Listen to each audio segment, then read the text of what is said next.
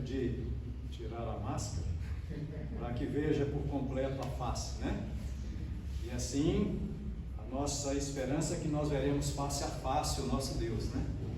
É um trocadilho aí, algo figurativo para nós, né? A nossa esperança como igreja do Senhor é que nós o veremos face a face.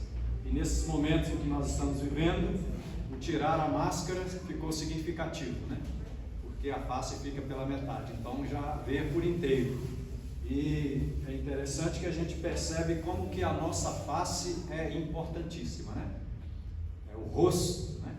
Então, aqui está o missionário Joaquim Vanil Rodrigues dos Santos, servo do Senhor, chamado há 40 anos. Eu sou aqui de Belo Horizonte. Eu sou nordestino, assim como o pastor Marcelo, mas eu fui criado aqui desde os 3 anos, então eu me considero mais mineiro do que baiano. Eu sou baiano de nascença, de Itabuna, mas fui criado aqui. E tive a oportunidade de ver esse bairro crescendo. Vocês vão ver aqui durante a exposição do nosso projeto com a Elizabeth, que o bairro ainda estava nascendo e eu vim aqui para fazer alguns trabalhos como construtor. É uma das facetas que Deus me abençoou durante essa trajetória. Amém. E queria muito de antemão agradecer ao pastor Marcelo Germano, a direção da igreja, ao diácono ali Rafael, ao Tiago, que nos receberam já logo cedo quando chegamos aqui. Muito bem, estamos nos sentindo em casa, na verdade a nossa casa, apesar de estarmos viajando pelo Brasil inteiro e experimentando diversas situações no sentido de regiões, né, regional, tanto de clima quanto de pessoas, cada um tem suas particularidades, mas é a família, né? O pastor Marcelo introduziu muito bem aqui, é o corpo de Cristo, e nós nos sentimos, e espero que a igreja também esteja nos recebendo como corpo de Cristo, né? A extensão daqueles que estão indo, né? Com um projeto específico que não é nosso. Na verdade, também não é da APMT nem da IPB, porque o projeto missionário é do coração de Deus. Ele chamou a igreja, que somos nós, os que aceitamos o desafio de seguir a Cristo, para proclamar o Evangelho, que é o próprio Jesus, aquele que pode promover a salvação a todo aquele que crê. Amém? É assim que nós cremos e assim nós marchamos, né? Muito bem, eu vou estar passando a palavra para a Elizabeth, ela vai estar apresentando o nosso projeto e depois eu vou concluir com a reflexão baseada no nosso ministério, tá bom? Para que vocês conheçam um pouco mais, tá bom? E que a graça, né, e a paz do nosso Senhor e Salvador Jesus Cristo, aquela que excede todo entendimento, guarde o meio do seu coração e a nossa mente durante esses tempos tão difíceis nele. Ele é que pode nos trilhar, nós podemos trilhar com segurança. Amém? Elizabeth? Bom dia, irmãos. Eu sou Elizabeth.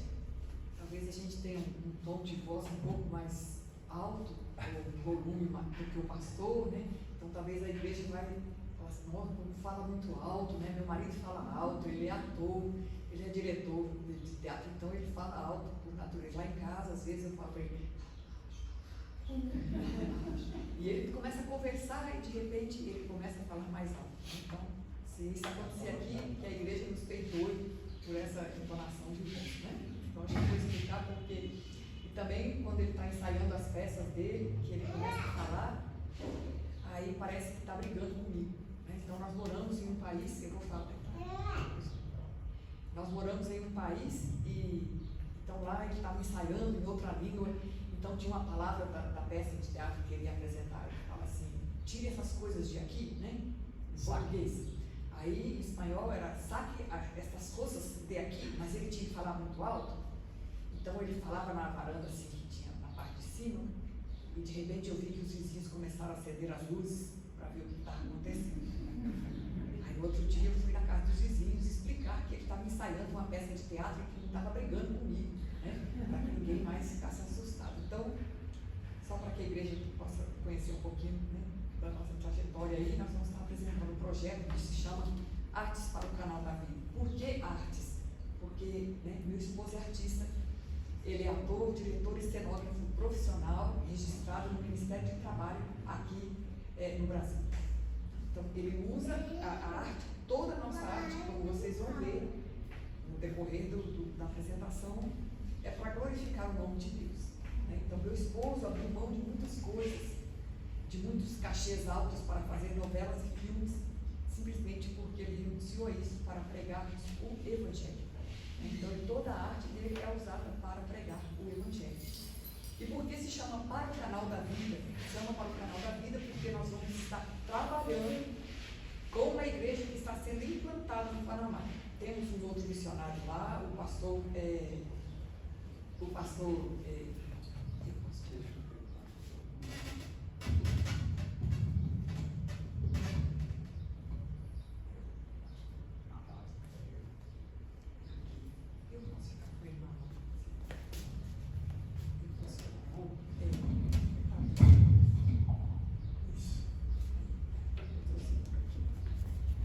Bom, eu vou ficar com ele lá, né? Então, irmãos, a igreja está sendo implantada no Panamá. É a primeira igreja de fé reformada no Panamá. Entre os evangélicos, a igreja, obrigado, irmão, é a primeira igreja de fé reformada e está sendo a igreja presbiteriana, né? Que está com um missionário da PMT lá, o pastor Luiz Otávio Nogueira e sua família. Eles estão há 4 anos, né? Os primeiros anos da igreja foram dentro da casa dele, a escola dominical das crianças era dentro do quarto dos filhos deles. Então, entre os evangélicos, digamos assim, os neopentecostais lá é a maioria. Então, é a primeira igreja de fé reformada e nós estamos indo para trabalhar com o nosso principal movimento, né? É fazer relacionamentos através da arte. Quando as pessoas se decidem, nós entramos com um discipulado na igreja, algo que é extremamente importante. E quando a igreja começa a caminhar, que algum irmão já crente em Cristo necessita de aconselhamento, nós entramos com aconselhamento bíblico. Então, as nossas frentes de trabalho, usamos a arte para fazer um relacionamento, para quebrar o gelo entre nós e os locais, entre nós e os que moram ali. E depois disso, nós pregamos o Evangelho, das pessoas se decidem, fazemos o discipulado e acompanhamos com um aconselhamento bíblico. Então, essa é a nossa frente de trabalho, certo? Então, artes para o canal da vida é artes que nós vamos, o nosso projeto de artes que nós vamos estar para trabalhar com a igreja que está sendo implantada ali. Você vê aqui estamos a América do Sul, aqui está a Venezuela, esse mais claro aqui é a Colômbia. Então, o Panamá, esse vermelhinho aqui, é um país pequeno da América Central, que faz divisa com Costa Rica, e aqui caminha para, que mais acima está o México, e depois vem Estados Unidos e Canadá aqui em cima. Então, o Panamá é um ponto de conexão, é um país de conexão entre a América do Sul e a América Central e a América do Norte. No Panamá, vem pessoas do mundo inteiro por causa do Canal do Panamá. Então, o famoso Canal do Panamá é aqui, na cidade de Panamá, que liga o Oceano Atlântico, né? Liga todo o Oceano Atlântico, aqui o Mar do Caribe, ao Oceano Pacífico. Então, é algo... Pode fazer uma pergunta? Pode. Só uma curiosidade, lá a religião predominante é qual? A religião é de um país de origem católica, né? Mas caminha para o pós-cristão, e eu falo daqui a pouquinho, tá?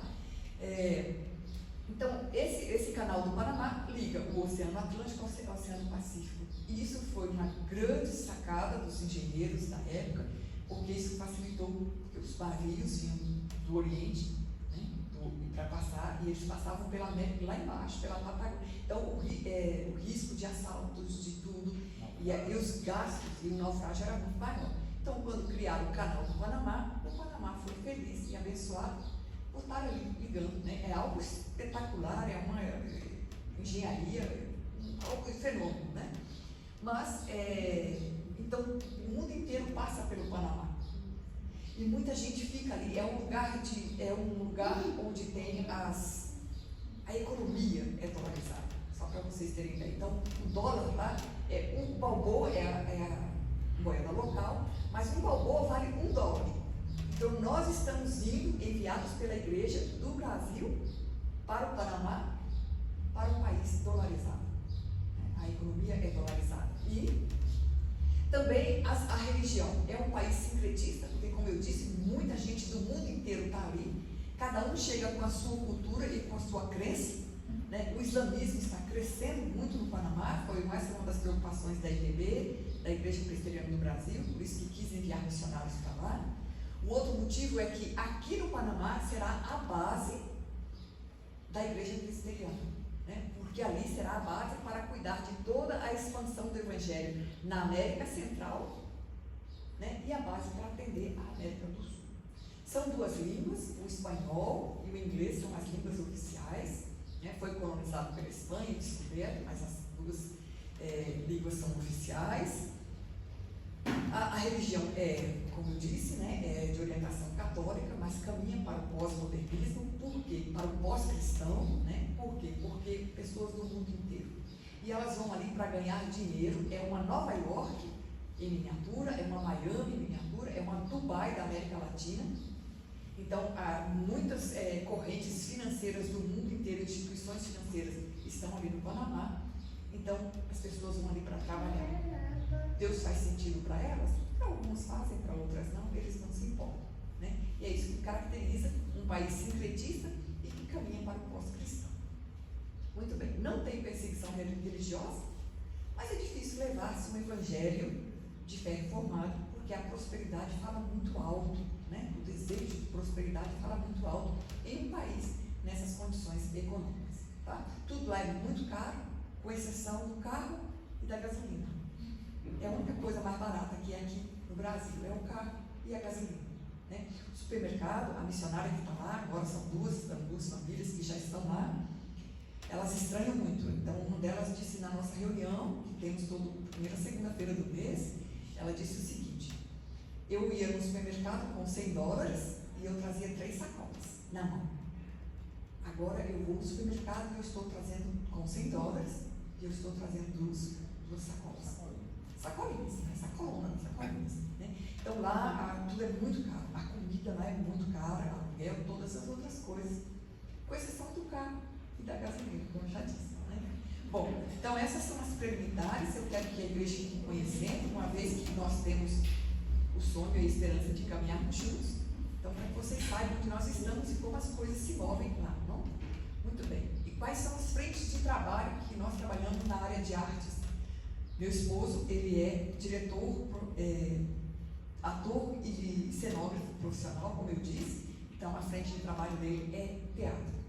Não somente para apresentações de peças em igrejas, como também em casas culturais. Então, meu marido tem peças e ele apresenta em casas culturais, cobra-se ingresso, e ali ele apresenta toda a parte bíblica, fazendo apresentações muito bem feitas, né, de peças teatrais profissionais, né? Então, ele também dá aulas de teatro. Então, ele tem a formação de grupos, né? Então, ele dá aulas de teatro aonde? Em igrejas e em comunidades, inclusive em empresas. Tem empresas que contratam ele uns 3 meses antes do final do ano para que ele possa montar uma pequena peça com os funcionários para a apresentação no dia da festa deles de final de ano. Isso é só um exemplo. Bom, nós temos aqui um drama, chama-se uma peça de teatro, chama-se Não Foi um Drama Real, é uma peça profissional, onde ele faz um monólogo com 9 personagens, e que conta, isso é importante vocês saberem, conta desde as profecias, o nascimento, vida, ministério, a morte e a ressurreição do Senhor Jesus e o nascimento milagroso da igreja. Então, isso ele conta durante 1 hora e 10 minutos no palco, é um monólogo, ele faz sozinho a peça, é uma peça profissional, tem um grande figurino, tem um grande cenário, né? E nós temos apresentado isso em vários lugares do mundo. Foi aqui em Belo Horizonte, quando morávamos aqui, no ano de 2008, 2009, 2010. Nós ficamos 2 anos em cartaz no Palácio das Artes, na sala João Sesquiarte, onde nós apresentamos essa peça antes de sairmos do Brasil. E saindo do Brasil, nós traduzimos para o espanhol. Ela foi apresentada em muitos lugares da República Dominicana, ali no Caribe, onde nós vivíamos. Então, foram 8 meses de produção na língua espanhola. Foi aí que ele falava aquela parte que eu falei para vocês, né, que os vizinhos começaram a acender a luz, porque ele estava ensaiando. Então, foi uma grande produção lá também. Fomos para o maior teatro da cidade, na cidade de Santiago de los Caballeros, onde vivíamos, né. Esse cartaz, por exemplo, foi a apresentação dele na sala, na Casa Cultural The Trust, nos Estados Unidos, também apresentamos lá, né? Então temos aqui algumas provas, né, de que nós já passamos por lá também, né? Então apresentou em vários lugares nos Estados Unidos, em língua espanhola, e nós já traduzimos para o inglês, já editamos, está pronto, e em um momento oportuno meu esposo vai estar memorizando em inglês, né, para que nós possamos ter a mesma peça nas 3 línguas que nós falamos. Vamos falar. Então, como eu disse, vivíamos nos Estados Unidos, onde meu marido, onde vivíamos os 3 anos que vivemos lá, vivemos baixo a legalização do governo. Nós apresentamos um projeto de artes para o governo Barack Obama, ele aprovou, nós moramos legalizados lá, e depois apresentamos o mesmo projeto com a continuação, a extensão para o governo Donald Trump, também foi aprovado. Então, todos os anos que vivemos lá, vivemos legalizados, tanto nos Estados Unidos quanto na República Dominicana. Isso é muito importante a igreja saber por onde anda o seu missionário e como anda, né? Então, baixo as leis, né? Sob as leis dos países onde vivemos, né? Em momento algum queríamos viver de maneira ilegais, né? Porque nós cremos que Deus trabalha na legalidade, okay? Então, aqui temos esse drama também. Voltando, né? O nosso projeto, meu marido está me lembrando aqui que o nosso projeto foi aprovado pelo Sindicato de Artistas dos Estados Unidos. Meu marido foi considerado único em todo o território dos Estados Unidos, por isso que nós conseguimos trabalhar lá legalizados. Nós trabalhamos, né, sob as leis, mas nós não recebemos 1 centavo de nenhum governo americano. Nós vivíamos nos Estados Unidos, aplicamos todas as nossas economias nesse projeto, né? Então, nós não recebíamos dinheiro dos Estados Unidos, nós não podíamos trabalhar, eu não podia trabalhar nos Estados Unidos na minha profissão, nós podíamos trabalhar somente com o projeto. E o projeto foi, durante todo o tempo que morávamos lá, de voluntários, né? Então, nós aplicamos nossas economias, a gente vê isso nos livros, né? E nós ficamos felizes de saber que missionários um dia aplicou todas as suas economias dos reis. Então, hoje, se vocês ficam felizes ao lerem isso nos livros de missões, vocês podem ficar felizes, porque existe um casal missionário e presbiterianos que viveram essa experiência. Na época, nós éramos missionários fazedores de terras. Voltando para o Brasil, nós continuamos apresentando o mesmo drama. Apresentamos muitas vezes esse mesmo drama na cidade de Cuiabá, para onde voltamos depois dos Estados Unidos. E a última apresentação tem aqui, ó, a Igreja Presbiteriana Betel de Guarulhos, no dia 31 de outubro agora, no dia da reforma, nós apresentamos esse grande drama, né? Foram 2 dias para montar cenário e tudo, uma equipe lá ajudando. Está disponível, né? Está disponível no YouTube. Se o pastor me permite, depois eu envio o link para que o pastor possa sim compartilhar com a igreja e vocês possam conhecer o nosso trabalho na íntegra, né? Muito bem. Só uma pergunta. Pois não. Essa época nos Estados Unidos, nessas apresentações, vocês cobravam ingresso? Não. Não podia fazer isso. Era dentro do projeto. Era dentro do projeto. Tudo era dentro do projeto. Dentro do projeto você não podia gerar renda. Ok? Porque senão gera competição com o projeto americano. específico, né? O projeto nós bancamos os 3 anos, pastor. Todas as nossas economias. O objetivo daquele projeto era você trabalhar. O objetivo do projeto era proclamar o Evangelho. Entre os hispanos. Para a comunidade hispana, né, dentro dos Estados Unidos. Então nós não podíamos cobrar. Então ele dava aula de manualidades, não cobrava. Ele dava aulas de teatro, não cobrava. Então, assim, o nosso dinheiro saiu. Então nós aplicamos tudo que nós tínhamos no reino, né? Nós tínhamos casas na cidade de Campo Grande, que é a minha cidade, nós vendemos nossa casa. Nós tínhamos apartamento aqui em Belo Horizonte, nós vendemos nosso apartamento. Quando voltamos, montamos nossa casa no Cuiabá, já vendemos tudo também. Então nós não temos absolutamente mais nada. Nós estamos na mão da Igreja Presbiteriana do Brasil, sob os cuidados de Deus. Então, por que nós não fomos embora para o Panamá? Porque ainda falta no orçamento, né? Gostaríamos muito do nosso orçamento. Só para poder. Aí, levando a mão antes que a gente pegue. Só ainda dentro da resposta que o pastor Germano fez, é porque nos Estados Unidos também nós nos associamos à confraternidade de pastores hispanos. E quando a gente ia, convidados por eles também levantavam ofertas. Então é bom destacar isso também. Então, como o nosso projeto ele foi para os hispanos, mas ele alcançou uma dimensão maior do que nós esperávamos, pela mão de Deus sobre nós, então nós tínhamos lá existe essa confraternia, que é a associação de pastores que estão ali onde nós vivíamos, na cidade de Lancaster, e tinha 35, 40 pastores de diversas denominações atuando ali e que conheceu o nosso projeto e que queria que nós desenvolvêssemos. Então, quando a gente ia dar uma palestra, fazer algum trabalho de final de semana, em outras atividades, aí eles levantavam, sempre davam uma oferta, né? Então, era também uma maneira de sustentá-los. Essa era a minha pergunta. Vocês tinham algum mantenedor lá, alguém que ajudava dessa forma? Mas era assim, quando a gente era convidado, né? Isso não acontecia sempre. Né? Então, assim, tem pessoas que são generosas, outras não podem contribuir tanto. Então, mas a base, assim, o que nos sustentou foram as nossas finanças, né? As nossas economias e assim. Sério. Na República Dominicana, eu fui com o meu visto de trabalho, certo? Eu sou física nuclear, eu sou especialista em radioterapia, na área de física médica, na área de radioterapia. Então, na República Dominicana, eu já saí do Brasil para trabalhar com a multinacional de combate ao câncer, certo? Então, eu trabalhava na minha profissão, os 5 anos que nós moramos lá. Meu esposo foi também, e ele dava aula, classes de teatro, expressão corporal, nas escolas de lá, e depois resolveu na universidade também. Então, nós usávamos a nossa profissão para nos sustentar. Nos Estados Unidos eu não pude trabalhar, e ele só podia trabalhar no projeto. Então, nós não tínhamos renda entrando, somente saindo. Né? Tá? Então, isso fica bem claro assim, para que a igreja possa saber, né, com que missionário vocês estão tentando caminhar aí pela frente. Então, esse é o drama que você queria ficar bem explicado para vocês. Tá bom? Outra que ele também que eu disse no início, ele é cenógrafo, né, profissional. Então, ele faz cenografia temática. Como? Para quê? Por exemplo, há um evento na igreja, vamos supor o bazar de ontem das irmãs, da igreja. Brilhou os olhos de Elizabeth.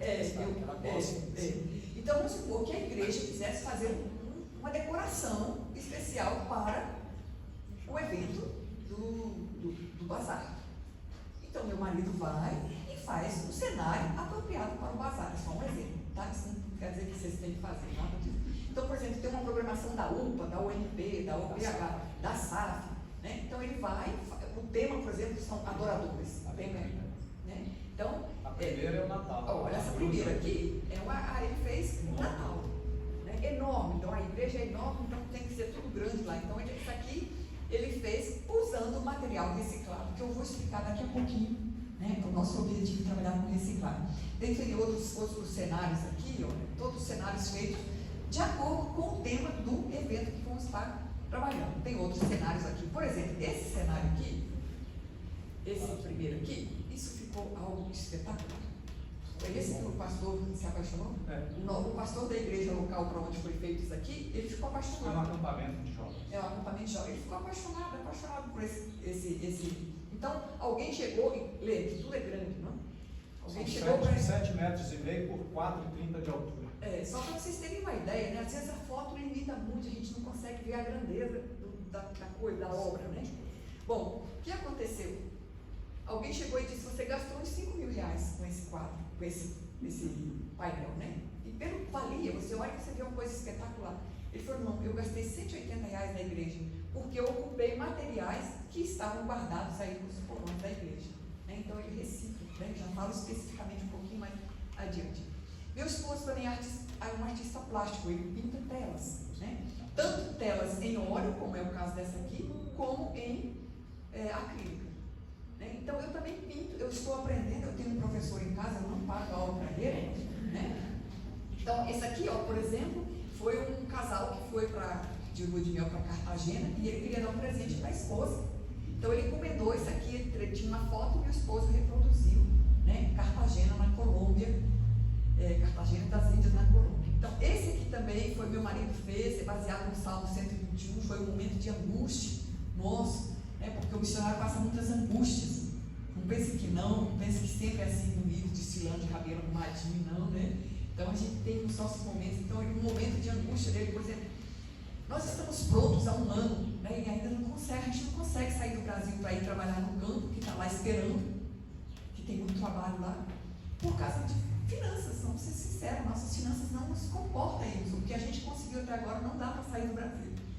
Então, em momentos de angústia, ele escreveu aqui, ele desenhou esse quadro baseado no Salmo 121. Eleva os meus olhos para o monte, de onde virá meu socorro. Então ali ele disse, meu socorro vem do Senhor, né? Então a gente faz quadros de acordo com as encomendas, vendemos, e isso nos traz ajuda a fazer. Tem muitas histórias, né, irmãos, que ele também é miniaturista. Ele faz miniaturas, né? Olha aqui, isso aqui é o dedo dele, né? Isso aí é o dedo dele, aqui é o dedo dele. Então ele tem essa coleção de Fórmula 1, né? Aqui, cabe aqui, é feito de madeira, né? Não só Fórmula 1, né? Nós temos aqui outros carrinhos. Aqui, essa miniatura é minha, ele fez para mim a pedido meu, né? Aqui tem os helicópteros, tudo feito com madeira. Pois não, meu irmão? O que o seu marido não faz? É ele que corta o meu cabelo. A irmã, quando eu cheguei aqui, a irmã falou cabelo lindo, né? E aí, meu marido que corta. Eu não gasto com salão. Ele corta e eu pinto. Então, nós somos econômicos, né? Então, depois... A cabecinha do boneco é um palito de fósforo. Essa miniatura é minha. Não pense nem pensar em comprar, porque é tão pequenininha que onde eu vou eu levo desse tamanho aqui, né? Então, olha, essa miniatura... Oh, perdão, passei aqui. Perdoe, eu vou voltar. Ó, essa miniatura aqui é feita de palito de fósforo. A cabecinha desse equilibrista que está aqui em cima da cadeira é a cabeça do palito de fósforo. Vai tirar fogo ali. Né? Se você pôr fogo na minha miniatura, pega fogo. Né? Então, é assim, esses carrinhos aqui de Fórmula 1, ele faz exposição, né? Eu já vou mostrar para vocês uma grande exposição que nós fizemos. Tá? Ora, nós também damos aulas. Né? Eu sou professora de física, não exerço mais a profissão por condições, mas precisar eu dou aula de física, eu dou aula de matemática, né, de reforço para a criança que precisa, se precisar, tá, irmãos? Eu creio que todo mundo ninguém precisa dessas aulas não, então nós também damos palestras em igrejas para casais, para a SAF, para o PH, para o MP. Eu tenho dado palestras ao longo da minha vida sobre criacionismo, à luz da ciência, à luz da Bíblia, né? Usando assim a minha profissão, um pouco conhecimento que eu tenho. Meu esposo dá palestras sobre artes para o ministério, artes sérias dentro da igreja, né? Então nós damos essas aulas. Ele tem seus monólogos, ele faz dinâmicas de grupos para integralização de ministérios dentro da igreja, porque às vezes a igreja é tão grande e tem uma separação entre o NP e o PH e não se mistura. Não, nada disso. No reino, como a própria devocional da manhã, né? Então nós temos esses trabalhos também com dinâmicas de grupos. Meu esposo trabalha em projetos sociais. Aqui em Belo Horizonte, ele conhece todas as vilas que tem aqui em Belo Horizonte. Porque ele vai, né, chamadas favelas, né? Hoje se chama comunidades. Então, meu esposo conhece todas essas comunidades. Ele ia para ensinar artes para aquelas crianças, jovens, adolescentes que estavam ali em situação de vulnerabilidade social. E com essas aulas, irmãos, lembre-se, a nossa arte não é um objetivo em si mesmo. Ela tem o objetivo de pregar o Evangelho. Então, ele vai dando aula de manualidades ou de teatro, e à medida que essas aulas vão caminhando no percurso, aí no curso, ele vai ensinando os valores bíblicos, né, para aquelas crianças. Ele vai conquistando a confiança dos pais, e ali ele traz todo o Evangelho. O plano da salvação é exposto para aquelas crianças, para os seus alunos, no decorrer do curso de artes. Né? Isso é muito importante a igreja saber. Então, nós trabalhamos com projetos sociais aqui no Brasil, né?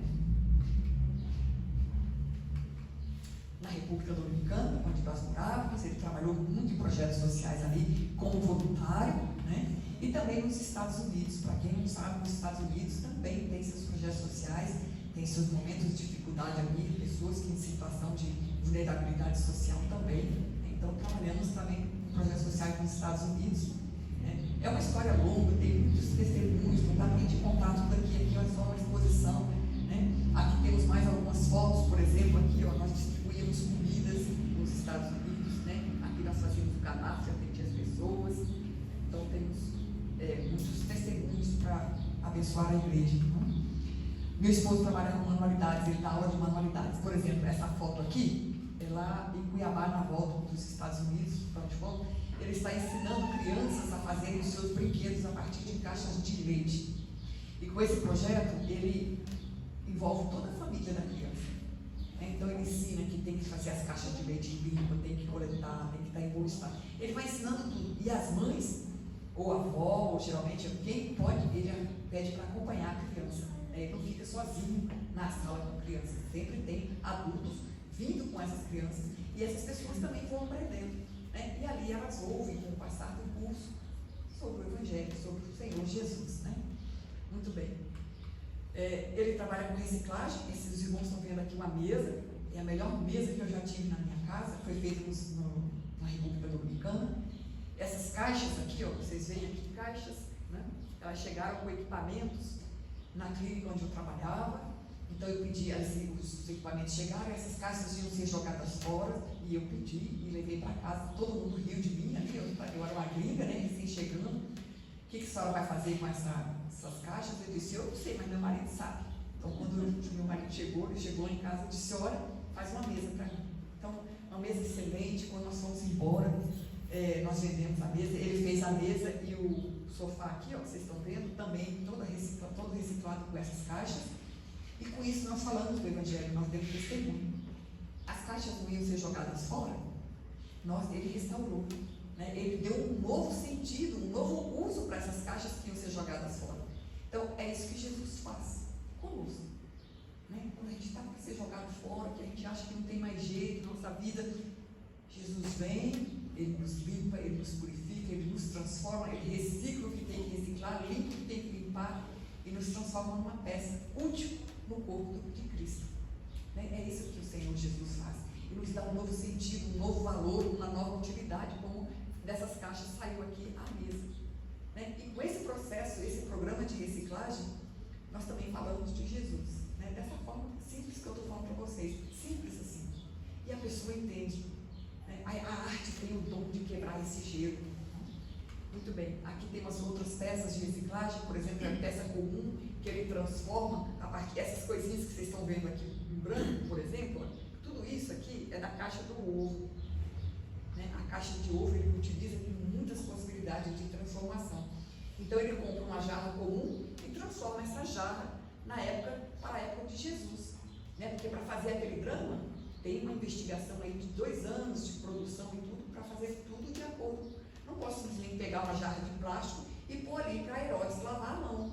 Então ele tem que transformar para o tempo de Jesus. Então tudo isso é ensinado durante os cursos dele. Então é uma coisa bem feita, como eu disse no início, é profissional. Usando reciclagem, e é isso que a gente economiza, gasta esse pouco dinheiro. Aqui tem outras peças, por exemplo, isso aqui são vidros de perfumes, minhas irmãs. Olha que coisa mais linda. Eu vou jogar fora? Não, eu tenho dó. Então o que eu tenho dó? São lindos esses vidros de perfume. Então o que eu faço? Eu faço um processo de marmorização, eu pinto, e quando as minhas amigas me convidam para as festas dela, de aniversário, eu levo de presente uma peça para ela decorar o banheiro. E geralmente fica muito bonita. Então, e também ensino. Quando tem oportunidade, eu vou e ensino nas igrejas de comunidade, onde precisar, como a pessoa pode fazer e vender. Eu também posso vender isso e trazer renda assim para a minha casa. Então é uma maneira de ajudar a pessoa a trazer renda para a sua casa, dando essas aulas. Olha, aqui são colares, olha que lindos. Todos eles de peças recicladas, todos eles. Eu comecei a fazer isso na Dominicana, apesar de lá eu trabalhar e ter a minha profissão, eu fazia como descanso, como relax na cabeça, para momentos assim, meu marido estava fazendo aquela produção em espanhol, eu sentava do lado dele e ia fazer. E a moda pegou, todo mundo começou a comprar meus colares e eu comecei a fazer. Então as pessoas me davam peças quebradas, brinco, pulseira, colar que elas iam jogar fora, elas me davam e eu fazia essa joia nova. Perdão, eu fazia essas joias aqui, todas elas de peças recicladas. Um exemplo, e eu vendia. Então eu ganhava, eu separava, eu fazia a higienização, eu separava por cor, por material, o valor e montava. Eu não repetia colares, cada um era diferente. Por quê? Porque em quase 6 milhões que já viveu nessa terra, o Senhor não repetiu. Você, minha irmã, é único, meu irmão é único. O Rafael aqui não tem outro igual. É só ele, no meio de quase 6 milhões que já passou por aqui, que vive. Então, os meus colares eu também não repetia. E eu evangelizava da mesma forma que eu fiz com a mesa lá, a gente faz também com os colares. Olha, Deus te transforma numa joia nova, por exemplo, e tem um preço. Né? Esse colar aqui, estão vendo? Esse azulzinho aqui, isso ficou belíssimo, irmãos. Eu vendi ele por $100. Né? Eu sempre brinco, eu queria ter tido $100 para comprar para mim, mas alguém tinha que levou antes. Ele ficou belíssimo. Então eu explicava para a pessoa. Eu tive colares vendidos em quase toda a América Latina, Canadá, México, Canadá, Estados Unidos, muitos, e alguns países da Europa. E para todos eles eu falava do Evangelho do Senhor assim, simples. O Senhor pode te transformar numa joia nova. Porque o colar quebrado, o brinco, as pessoas geralmente jogam fora de deixar de ser recuperado. Né? Então esse também é uma maneira que a gente tem de trabalhar e vender os nossos... com todas essas peças de reciclagem, peças de arte, nós participamos de exposições. Essa que vocês estão vendo aqui, né, é a formação, olha, acompanha comigo, é a formação dessa maquete aqui, a maquete do Autódromo de Interlagos em São Paulo, de Fórmula 1, onde ele fez durante os 8 meses, onde ele memorizava o texto em espanhol, ele ia montando os seus objetos cênicos e essa maquete. Depois de pronto, fomos para o Teatro Cipal, na cidade de Santiago de los Caballeros, e depois em muitos lugares do país dominicano, apresentando essa exposição de artes. Essa exposição de artes foi um sucesso, né? Então aqui também foram expostos colares, né? Aqui temos outras exposições, ó, essas outras fotos também aqui nos Estados Unidos, onde nós participávamos quase toda sexta-feira, primeira sexta-feira do mês, a cidade se abria para os artistas e nós íamos com a nossa arte para evangelizar, não? E vender também. Olha, aqui nós temos a primeira exposição de artes da Universidade Evangélica de Santiago. Meu esposo foi convidado para ser o curador. A universidade tinha 28 anos e, mesmo assim, nunca tinha havido uma exposição de artes. Foi a primeira. Né? Então, está aqui o reitor da universidade e meu esposo, encerrando ali a fita, né, inaugural. Essa universidade ele também deu aulas de teatro. Né? Então, tudo isso sempre usando, né, a arte para proclamar o Evangelho. Muito bem. Nós usamos, meu esposo usa muito a arte na recuperação de dependentes químicos. Como? Então ele leva objetos da arte, os seus carrinhos, quadros, e ele faz exposição ali na sala para as pessoas que estão lá. E a arte, ela tem a capacidade de quebrar o gelo. Então, a resistência, aquela resistência que a pessoa em recuperação tem, né? Então, ele vai usando, vai mostrando as artes, as pessoas vão se achegando e fazendo perguntas e tal, e de repente ele está pregando o Evangelho para essas pessoas, porque essas pessoas já quebraram toda aquela resistência, aquele gelo inicial. Né? Então, isso é uma arte, é uma ferramenta espetacular. A arte canalizada pelo Espírito de Deus é uma ferramenta espetacular para a transformação, para a apresentação do Evangelho. Nós trabalhamos com retiros evangelísticos e acampamentos, não somente trabalhamos com logística, ajudando na logística, né, como também como preletores e conselheiros desses acampamentos. Também nem só de palco vive o artista, meu esposo trabalhou como construtor uns 10 anos, então ele entende muito. Então, quando nós frequentamos uma determinada comunidade ou igreja que precisa de reforma, né, meu esposo também ajuda ali na reforma, trabalha pesado. Essas fotos são de reformas em Estados Unidos. Né? Essa foto aqui foi a nossa última reforma, é a casa pastoral da Igreja Presbiteriana de Vila Baronesa, em Osasco, onde vivemos. A casa estava fechada há muitos anos, precisava de uma reforma. Então, eles nos cederam a casa. Hoje nós vivemos lá até estudando, né, sem pagar aluguel. E, em contrapartida, nós reformamos a casa para a igreja. Quando for embora, a casa está prontinha para outro missionário morar ali, abençoar outra vida. Né? Aqui, essa semana passada, em Ibirité, aqui perto, né, a cidade de Ibirité, em Minas Gerais, nós revitalizamos essa pintura, era assim, olha aqui, da uma casa de idosos, né, para guarderia de idosos. Então nós fomos lá e pedimos licença se eles aceitavam a gente transformar essa pintura aqui, não revitalizar, né? Então olha bem como que ela era, ela era assim, né? Aqui está os casados. Então nós trabalhamos arduamente ali 2 semanas e esse ficou assim. Né? Então foi muito horas de sol, nós estamos queimadinhos, mas não é da praia, é do sol e de brilho, mesmo. Né? Então, só para vocês terem ideia de como nós trabalhamos, e trabalhamos pesado. Né? E isso foi testemunho para todos ali. Nós compramos o material, né? Foi do nosso dinheiro, doamos as horas, não cobramos absolutamente nada, porque nós queríamos fazer, abençoar. E esses velhinhos aqui, esses idosos aqui, eles são muito simpáticos, são apaixonantes. Né? Então, eles estavam tudo apagadinho, olha lá. Né? Então, nós compramos uma tinta boa, com a graça, recebemos uma oferta de uma igreja e transformamos em tinta. Né? Tinta boa, para ficar muito tempo ali bonito. Né? Então, olha, aqui tem. Eu só sei fazer florzinhas, irmãos. Eu disse que ele me dava, ele é meu professor de pintura, eu sei fazer florzinha. Então, pode vir aqui, ó. Aqui não tinha florzinha nenhuma, e aqui já tem um jardim. Então, as minhas florzinhas estão ali. Né? Então, é o que eu sei fazer. E o resto eu fui ajudando de acordo com o que ele vai me ensinando. Eu vou pintando. Tá, isso é só para vocês saberem que a gente também usa a arte para abençoar. Né? A pessoa não tem condições de pagar. Nós vamos lá e fazemos, com a graça de Deus. Né? Nós temos um filme, nós produzimos um filme nos Estados Unidos. Esse filme está gratuito no YouTube. O pastor me dá licença, eu vou enviar o link também para que ele possa compartilhar. Né? É uma contextualização da palavra do filho pródigo. Foi realizado com 38 atores de 11 nacionalidades diferentes, né? De filipinos a porto-riquenhos, tem ali, a brasileiros, né? Então, está muito bonito o filme, não é um filme hollywoodiano, tem 36 minutos de duração, mas a mensagem é evangelística. Né? Então, se vocês quiserem assistir um dia de sábado, com pipoca, com guaraná, ou sem pipoca, ou sem guaraná, né?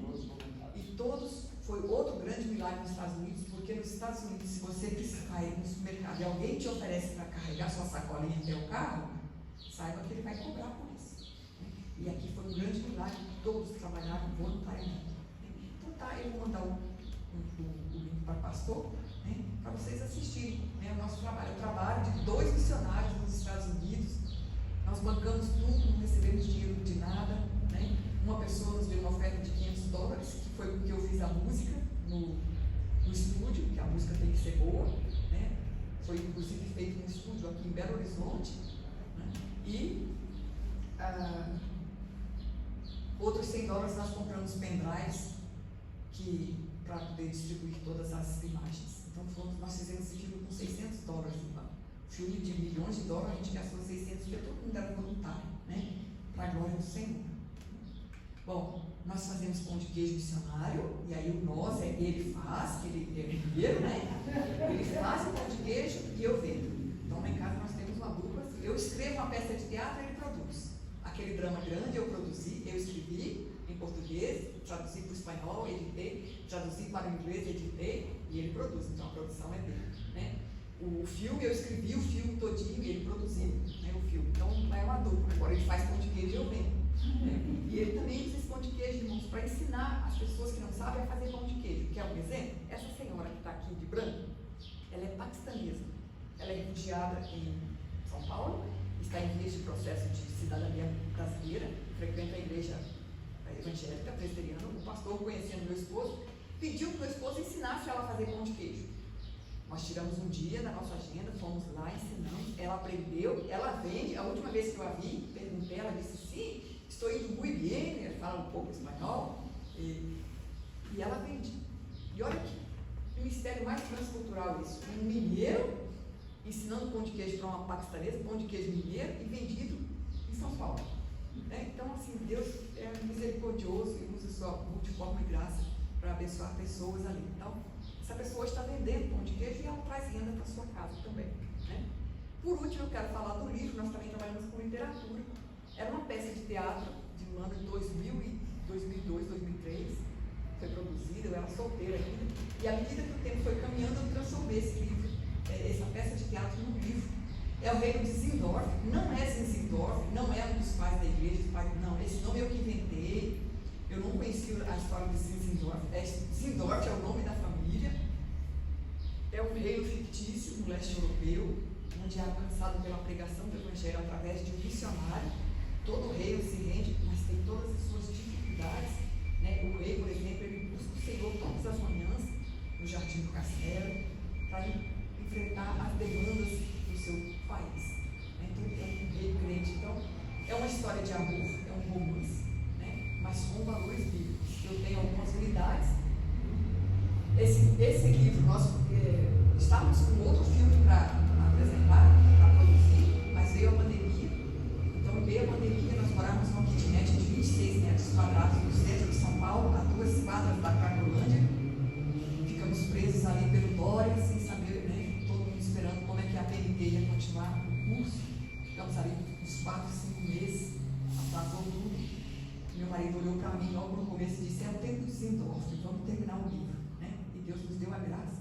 Eu acreditei no profeta que eu tinha em casa, né? E nós produzimos o livro, editamos. Deus nos deu a graça de fazermos o livro sem dívidas, né? De Senhor, principalmente da tua vontade, que nós não viemos a ter dívidas com editora. Né? Eu queria ter meus livros para vender, o Senhor nos deu a graça, fizemos 1000 livros. Né? Deus, graça e fé. Né? A fé transformada em. Eu vou falar. Hoje ele está calmo porque o pastor deu bastante tempo para a gente, né? Muito obrigado por isso. Porque às vezes nós temos 10 minutos e eu tenho que condensar tudo isso. Aí a igreja acaba não nos conhecendo. Mas hoje nós temos tempo, então por isso que eu estou indo devagar aqui, para todos vocês entenderem bem e nos conhecerem. Esse livro, A Nossa Fé, que se transforma no nosso carro quando chegarmos no Panamá. Lembra que eu falei no início que o carro vai mais barato? Então, nós vamos comprar um carro no Panamá com o dinheiro desse livro, porque eu preciso de um carro, nós precisamos de um carro para se locomover. Né? Lá não tem transporte igual aqui, e mesmo se tivesse para mim é muito difícil.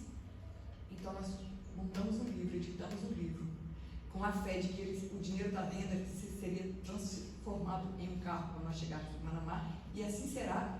Eu estou com as últimas unidades aqui, eu tenho 18 livros em casa, lá em Osasco. Eu deixei 18 lá, porque tem amigos que ainda querem, nós ainda vamos frequentar algumas igrejas, e eu tenho 7 livros aqui, é o que me sobrou, de 1000 livros que nós fizemos. Isso é graça do Senhor, graça, né? De maio para cá.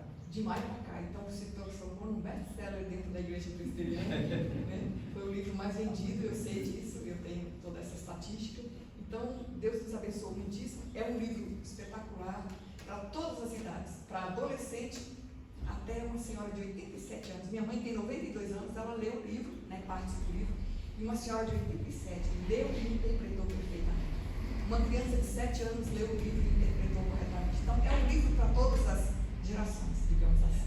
Né? Eu termino aqui, eu passo para Joaquim. Muitíssimo obrigado mais uma vez pela paciência. Qualquer pergunta depois vocês podem fazer, ele vai apresentar aqui a devocional nova e abençoamos a igreja e agradecemos muitíssimo. Viu? Joaquim vai a palavra. Muito bem, meus irmãos. É a multiforme graça de Deus que vai nos levando de fé em fé, de glória em glória. Normalmente os irmãos perguntam a si mesmos nas igrejas: o que é que o irmão não faz? Tem muitas coisas que eu não faço, mas no campo da arte eu coloquei o meu coração à disposição de Deus para que Ele pudesse me capacitar. E na verdade, nós que estudamos um pouco mais sobre a história da igreja, né, pastor Marcelo, a gente sabe que há uma lacuna que provavelmente não se fechará nessa área cultural, nessa área artística que a igreja perdeu há um tempo atrás, né? Há um longo tempo atrás houve essa lacuna e a igreja não se recuperou mais nessa questão de estar sendo referência cultural no seu entorno onde ela está plantada, né? Então isso faz parte da igreja universal, essa história. Então o que eu coloquei à disposição do meu coração foi porque há 40 anos, quando Deus me encontrou aí no meu caminho de Damasco, eu estava à procura de Deus de diversas formas. Aos 18 anos eu participei já de vários movimentos religiosos em busca desse verdadeiro Deus. E aos 18 anos Ele me encontrou e me chamou para segui-lo. E aí eu dediquei a minha vida e o meu coração à disposição para que Ele colocasse essas, vamos dizer assim, esses frutos, né, do Espírito Santo, em forma de arte, em forma de manifestação de misericórdia para com o outro, do amor ao próximo, e também da referência, né, como um cristão artista que procura fazer para agradar a Deus e não a homens. E a minha experiência aqui em Belo Horizonte, eu sou daqui, para que a igreja saiba, todo aquele início lá do teatro, eu tive um grupo chamado Verbenas, não sei se o pastor Marcelo ou alguém aqui conheceu da época, de 82 até 92, esse grupo esteve atuando nos teatros de Belo Horizonte. É um grupo interdenominacional, nasceu na primeira igreja, mas aí nós migramos e abrimos o curso para várias igrejas e esse grupo se tornou um grupo registrado, né, na cultura aqui de Belo Horizonte, e nós atuávamos nos teatros da cidade com peças bíblicas, amém? E nós passamos 3 vezes pela censura federal. Como a gente atuava no teatro, né? Então você tinha que prestar contas ao governo, então ainda pegamos a censura federal, em vários sentidos, no sentido de objetos cênicos, se era importante, se era perigoso para a plateia e para os atores, no sentido do texto também, apesar de ser texto bíblico, eles queriam saber o que estava sendo proferido naquele texto, qual seria a mensagem, e também na questão da faixa etária, né? Então, normalmente nossa faixa etária era livre porque não trazia nenhuma cena comprometedora. E algumas cenas ou algumas palavras, por exemplo, teve uma peça que o nosso professor, que era o nosso diretor na época, do qual eu bebi, né, na fonte, para a minha formação artística, ele escreveu Os Cúmplices do Canalha. Ele fez uma adaptação do livro de Og Mandino, A Ressurreição de Cristo, um livro de quase 700 páginas. Ele fez essa adaptação teatral e aí nessa história realmente chamava-se Jesus de Canalha, mas é porque o enredo era que o personagem principal, um grande escritor que já tinha escrito sobre Gandhi, sobre Martin Luther King e sobre grandes heróis da fé e da política e das questões culturais das épocas da humanidade, ele não havia terminado a obra sobre Jesus de Nazaré, então ele é questionado por que ele não conseguiu terminar essa obra. Então ele fala: eu quero estar com aqueles cúmplices, se eu pudesse, eu estaria com os cúmplices daquele canalha. Então a censura cortou o canalha. Então primeiro se manda, a censura analisou, voltou o texto cortado essas partes e outras partes também. Então eles entenderam que não poderia chamar Jesus de canalha. Olha que interessante, né? Então ficou só os cúmplices. Então a produção, nós já tínhamos bastante, a gente tinha que esperar tudo para fazer toda a produção, toda a publicidade. Então por aí passa o compromisso nosso de sermos artistas que proclamam a palavra do Senhor no meio cultural. Então não pode ser de qualquer maneira, como diz no espanhol, a la ligeira, né? De qualquer maneira, tem que ser com esmero para o Senhor, né? E não para homens, e seremos aprovados. Louvado seja Deus. Amém? E eu quero só pautar, vocês viram lá no início que o nosso ministério ele tem dois versículos. Eu queria destacar apenas um deles aqui, que é Esdras 7:10. Esdras 7:10.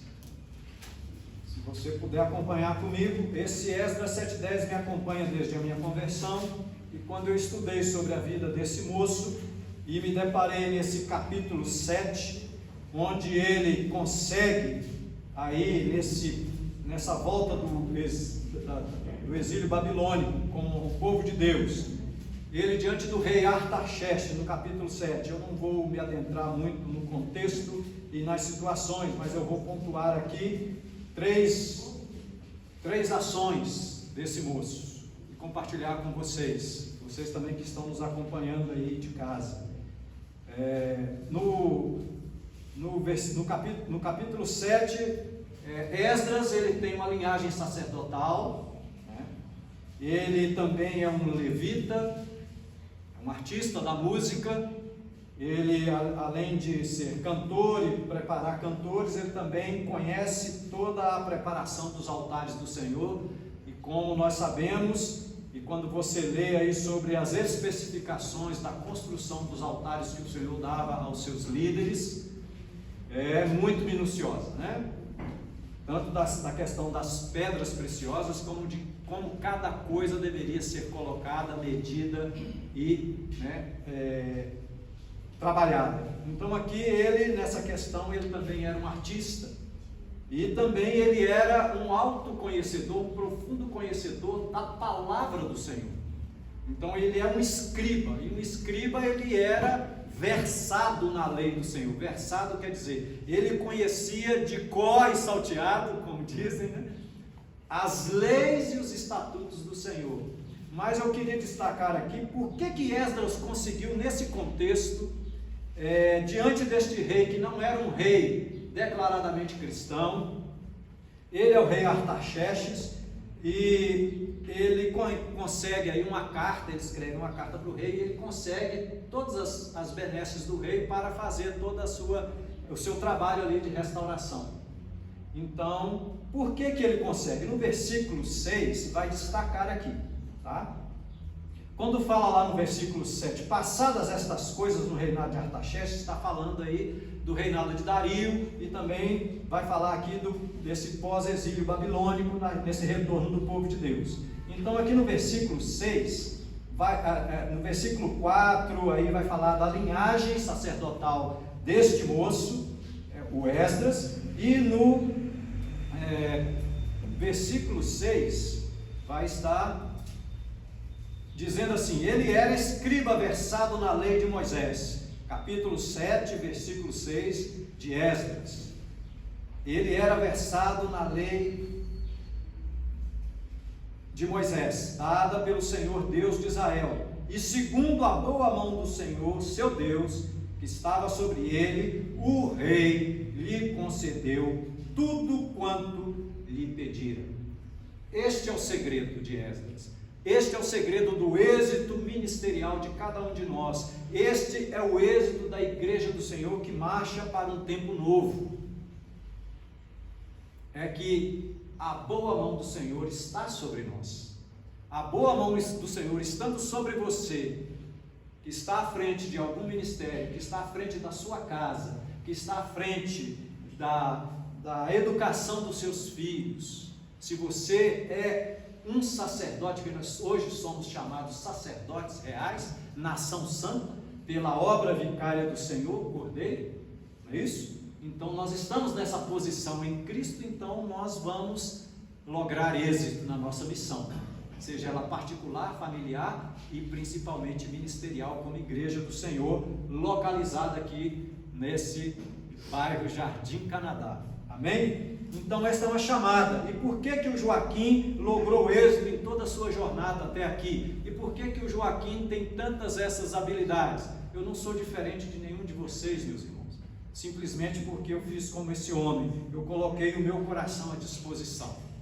Houve disposição no meu coração. Então tem que haver disposição no coração de cada um de nós quando somos chamados para seguir a Cristo. Então no versículo 7... No versículo 10 está o meu lema.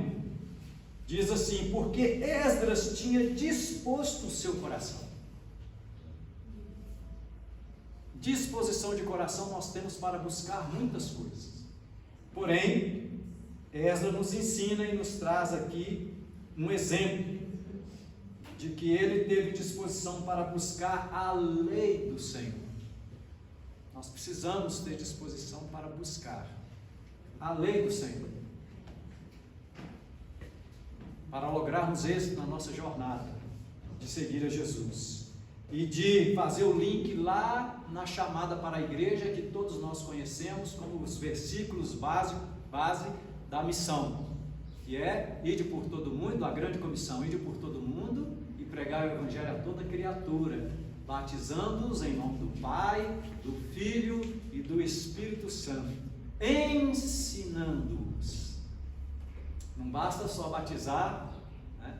Mas tem que ensinar. Ensinando-os o quê? A guardar. Aí vem aqui também, eu posso fazer aqui este link com Esdras, ou Esdras fazer esse link lá com esta ordem de Jesus aos seus discípulos, a igreja a qual ele iniciou na base apostólica ali dos seus discípulos. Então, porque Esdras havia disposto o seu coração para buscar. Marque bem essa palavra, esse verbo, busca. Buscar o que? A lei do Senhor, antes de todas as coisas. Podemos também linkar com Jesus dizendo: buscar em primeiro lugar o que? Igreja. O reino de Deus. Olha aí. Então, a palavra de Deus ela é completa. O coração desse moço aqui, ele me faz mover também o meu coração para as coisas do Senhor. Essa experiência de ela, a lei do Senhor. E para a cumprir, se você está me seguindo aí, você vai ver que é e para a cumprir. Este a cumprir está querendo dizer que ele tinha que cumprir na vida dele primeiramente. A lei do Senhor, a qual ele buscou, tinha de ser realidade efetiva nas suas ações, no seu comportamento, no seu serviço e na sua fala. A cumprir está querendo dizer que Esdras fez cumprir na sua vida a lei que ele buscava, a lei do Senhor e os estatutos do Senhor. E para quê? Qual era o propósito deste moço aqui nesse contexto? Mas porque a boa mão do Senhor estava sobre ele. Para quê? Para ensinar. Só depois de buscar, só depois de fazer cumprir na sua vida, Esdras pôde ter a capacidade e a autoridade de sair para ensinar. Nós vivemos uma época em que nós queremos falar primeiro ou ensinar já de uma vez, né? Por isso vocês viram ali que o processo com as crianças, eu trabalho com a reciclagem da menos elaborada até a mais elaborada para uma exposição artística. E todas elas têm o fim de pregar o Evangelho, de trazer as pessoas para esta realidade de que há um Deus que nos criou e que pode nos transformar. E se nos entregarmos para Ele, certamente Ele fará a obra completa. Amém? E por isso estamos aqui como igreja. E finalizando, Esdras, ele tinha agora a capacitação, o chamamento, a ordem de Deus para ensinar em Israel. Ou seja, trazendo para o nosso contexto, qual é o meu Israel? Eu não vou alcançar toda a terra, né? Nós já tivemos os nossos Israéis, vamos dizer assim, por onde passamos. O pastor colocou muito bem uma introdução aqui hoje no texto sobre o corpo de Cristo e falou dos pés. Às vezes a gente não dá muita importância para os pés, né? De vez em quando, né? de vez em quando eu olho para os meus pés e falo, poxa, está precisando de um cuidado, né? As mulheres cuidam mais, né, pastor? Nós, os homens, né, a gente não cuida muito. E os pés, inclusive a palavra de Deus, ela valoriza quão formosos são os pés dos que anunciam boas novas. Sem os pés ele não vai. Tem a cabeça preparada, tem as ideias, tem o coração disposto, mas sem os pés, né? Então a gente tem que ver que o corpo ele é uníssono, ele é completo. Então, e Jesus sendo a cabeça da igreja, ou o cabeça da igreja, nós estamos marchando bem. Amém? Nós temos que ter essa coisa. Então Esdras aqui, ele só vai sair para ensinar em Israel, no seu contorno, nesse contexto aqui, ele tem que fazer todo um trabalho de restauração, e principalmente no capítulo 8 em diante, ele vai ter uma incumbência muito difícil, que é separar as famílias, porque o povo de Deus se havia misturado, mesclado, e não era para ser, mas agora o próprio povo se arrepende, e eles falam, é você que está incumbido de fazer essa separação. Seria muito difícil, né, pastor Marcelo? Nós nos colocando nessa situação, não seria fácil, mas ele tinha essa autoridade já para poder fazer isso, e foi reconhecido pelos seus ali, por este grupo. Amém? E ele ia ensinar o quê? As suas ideias, os seus conceitos, as suas habilidades? Não, ele ia ensinar os estatutos. Está aí no finalzinho, no versículo 10. Ensinar em Israel os estatutos e os seus juízos. Está falando sobre os juízos, os estatutos de Deus, e havia colocado a sua boa mão sobre este moço, a qual nós temos que ter como exemplo para continuarmos seguindo a nossa trajetória. Então estamos indo para o Panamá, meus irmãos. Este é o missionário Joaquim Elizabeth. Antes nossos olhos, a gente só conversava, agora nossos olhos se entreveem. Então que Deus possa continuar, e certamente Ele continuará nos abençoando, porque Ele prometeu que estaria conosco todos os dias até a consumação dos séculos. E estamos indo para o Panamá por obediência à nossa APMT e à nossa IPB, amém?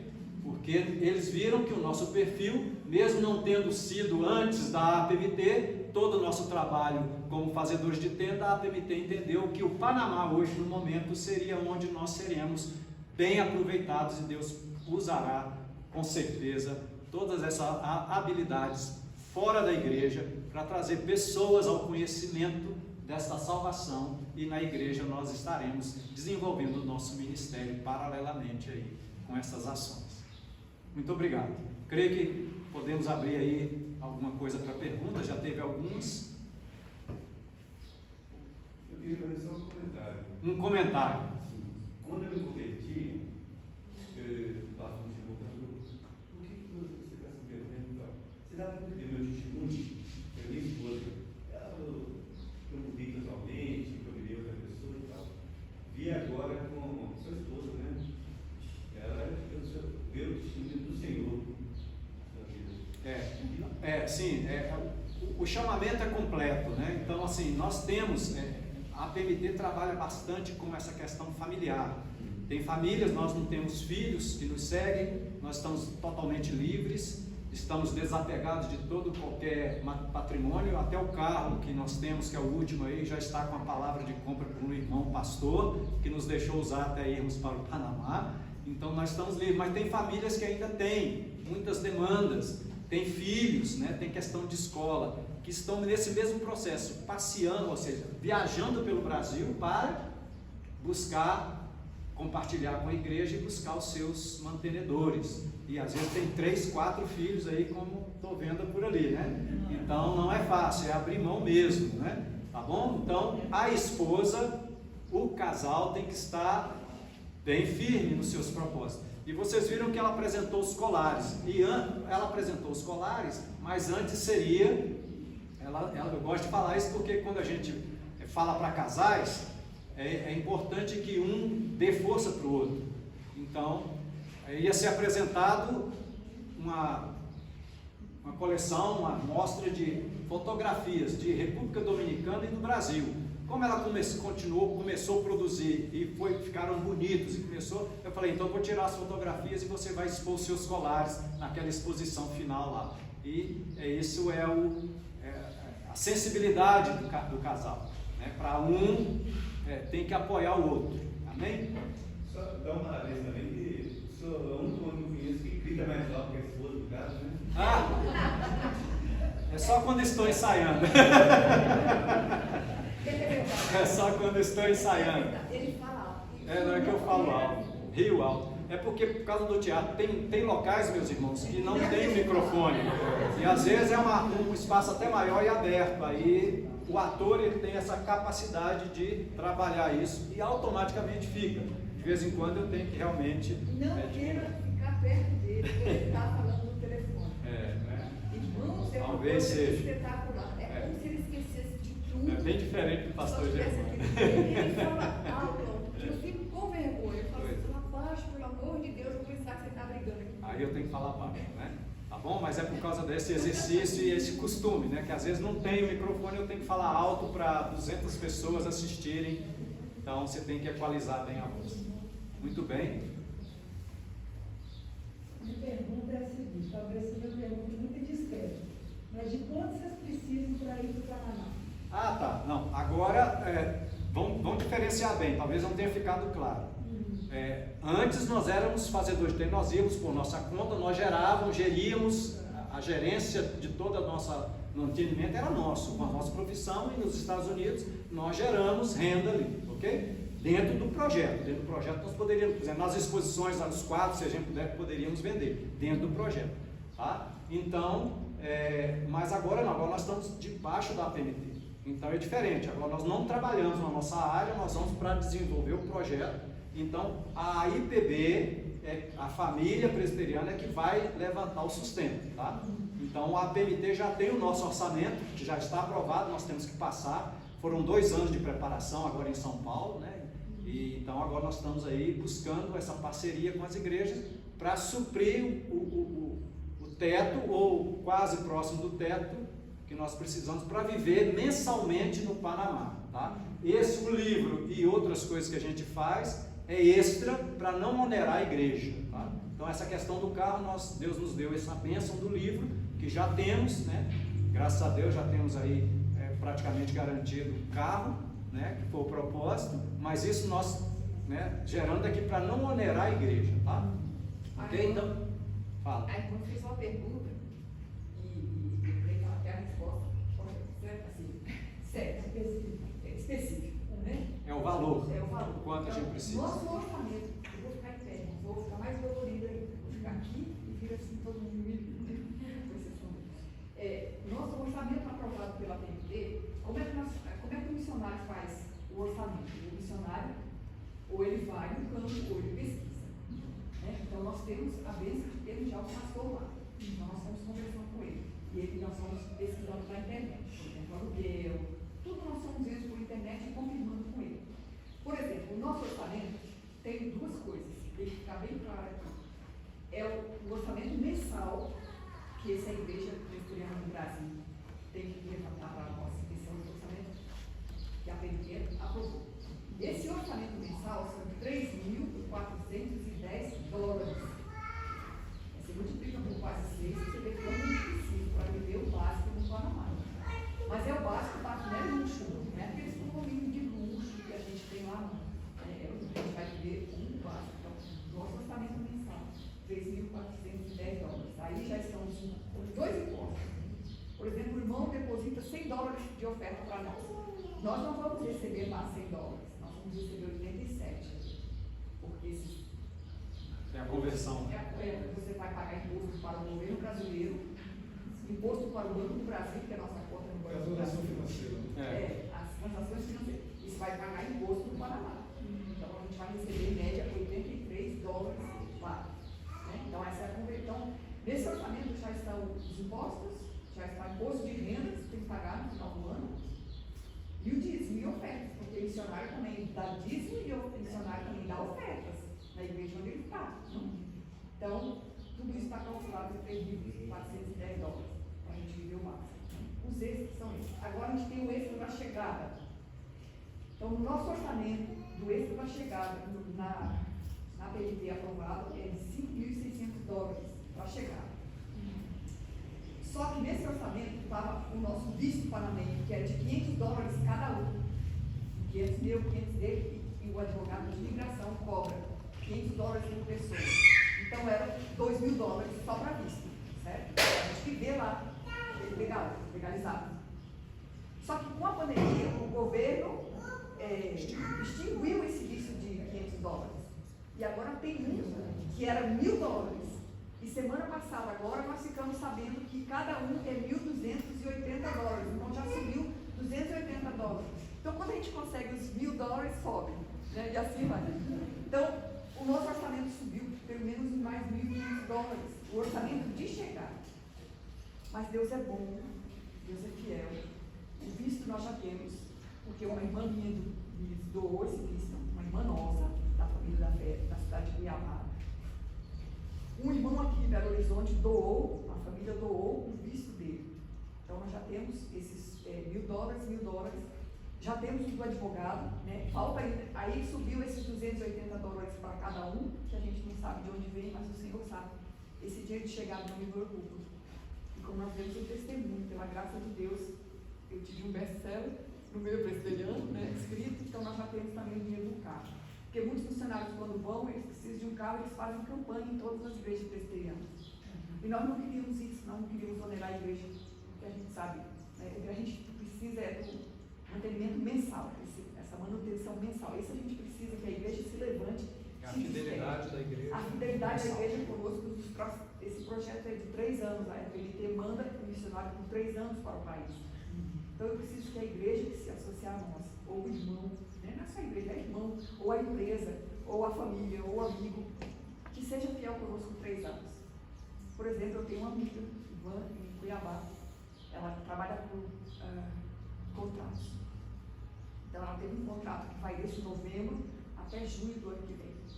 Então ela disse, nesse período eu tenho condições de doar para vocês $300.